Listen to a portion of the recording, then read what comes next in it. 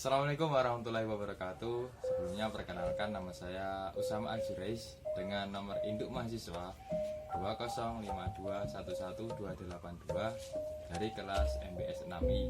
Pada kesempatan kali ini saya akan menyampaikan terkait dengan sistem ekonomi dunia. Yuk simak selengkapnya. Terkait dengan sistem ekonomi dunia, yang akan saya sampaikan pada kesempatan kali ini yaitu tentang implementasi sistem ekonomi Pancasila pada bisnis furnitur terhadap sistem ekonomi dunia.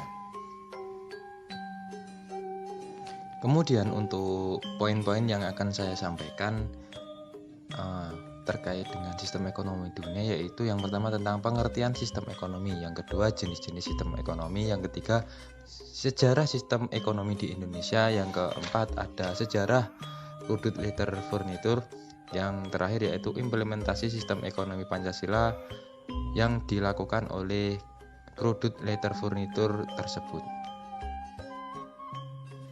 Untuk pembahasan yang pertama yaitu tentang pengertian sistem ekonomi.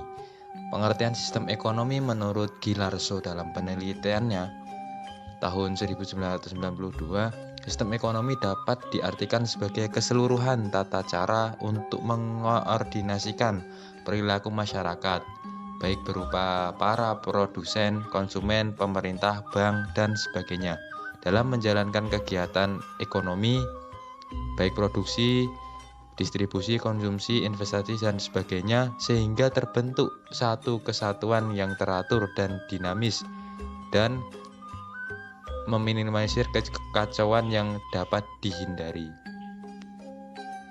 Selanjutnya yaitu jenis-jenis sistem ekonomi. Yang pertama ada sistem ekonomi tradisional. Sistem ekonomi ini umumnya terdapat di kehidupan masyarakat tradisional. Mereka memproduksi barang-barangnya sendiri untuk memenuhi kebutuhan hidup. Ekonomi tradisional dijalankan berdasarkan pemenuhan kebutuhan hidup, yaitu bisnis dengan sistem barter. Yang kedua, sistem ekonomi liberal atau kapitalis. Mereka mengedepankan jumlah permintaan dan penawaran di pasar. Sistem ekonomi ini memberikan kebebasan bagi masyarakat untuk melakukan kegiatan ekonomi. Yang selanjutnya ada sistem ekonomi terpusat atau sosialis. Pencetus dari sistem ekonomi terpusat karena menerapkan sistem perekonomian di mana pemerintah yang memegang kontrol atas penentuan faktor produksi. Yang terakhir ada sistem ekonomi campuran. Sistem ekonomi campuran merupakan gabungan dari sistem ekonomi pasar dan terpusat.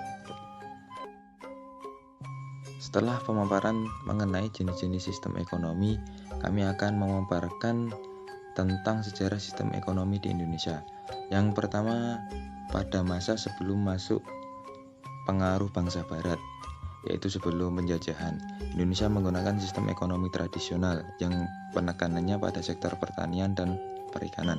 Kemudian pada masa penjajahan Belanda menggunakan sistem ekonomi kolonial kapitalis.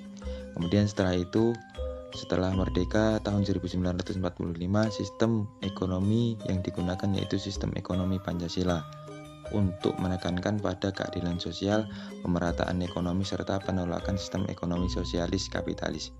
Kemudian pada masa Orde Baru menggunakan sistem ekonomi campuran. Setelah itu, setelah reformasi, kembali ke sistem ekonomi Pancasila. Selanjutnya, sedikit kami juga akan menampilkan video profil dari CV Kudut Letter Furnitur yang didirikan sejak tahun 1999.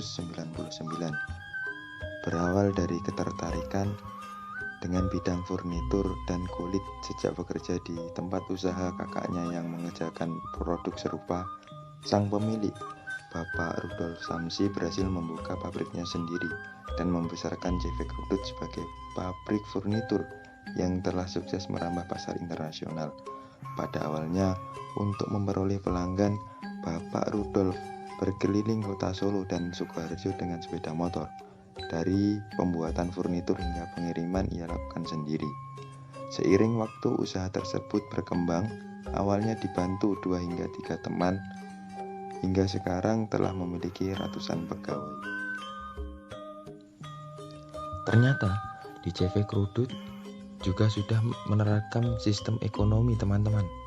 Sistem ekonomi seperti apa ya yang diterapkan di CV Krudut tersebut? Ternyata sistem ekonomi yang sudah diterapkan di CV Krudut tersebut yaitu sistem ekonomi Pancasila. Sistem ekonomi Pancasila yaitu sistem ekonomi yang mengutamakan prinsip humanis dan tidak eksploitatif. Dengan menjalankan bisnis yang humanis dan tidak eksploitatif, diharapkan dapat menciptakan lingkungan bisnis yang berkelanjutan, meningkatkan kesejahteraan bersama, dan mendukung pertumbuhan ekonomi yang berkelanjutan.